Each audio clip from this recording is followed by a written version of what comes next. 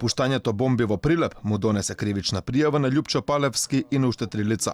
Во пријавата од МВР се вели дека постои основано сомнение дека тие сториле кривично дело, неовластено прислушување и тонско снимање.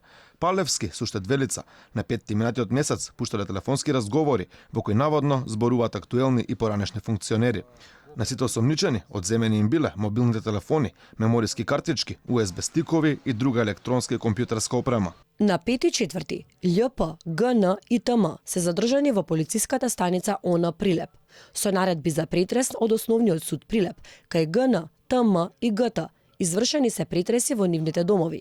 А за првопријавениот извршен е претрес на неговото патничко моторно возило марка Citroen C4 Cactus, кое сам го донел во кругот на ПСО на Прилеп. Одземените предмети се доставени за вештачење во МВР на РМ Октив Скопје. Истовремено, од страна на секторот за компјутерски криминал и дигитална форензика при БЈБ на МВР доставен е прилог DVD со документирани профили на социјалната мрежа Facebook. Инаку така наречените бомби станаа повторно актуелни во последниот период, кога на руската социјална мрежа ВКонтакте беа објавени разговори од сегашни и функционери од минатата власт.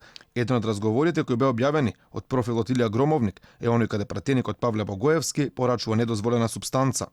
Иако Богоевски и самиот призна како прекршил законот, јавното обвинителство не соопшти каква постапка ќе покрене против него, но нареди МВР да испита кој стои зад профилот со псевдоним Илија Громовник. Министерството за внатрешни работи, преку меѓународните инструменти кои ги користи, ќе треба да направи проверки и за тоа кој е собственик на профилот на руската социјална мрежа ВКонтакте. Покрај гласот на Богоевски, во разговорите на Илија Громовник, може да се слушнат и гласовите на сегашниот и екс-министрите за внатрешни работи Оливер Спасовски, Гордана Јанкуловска и Љубомир Фрчковски, а во еден од разговорите се појавува и поранешниот претседател на Македонија Бранко Црвенковски.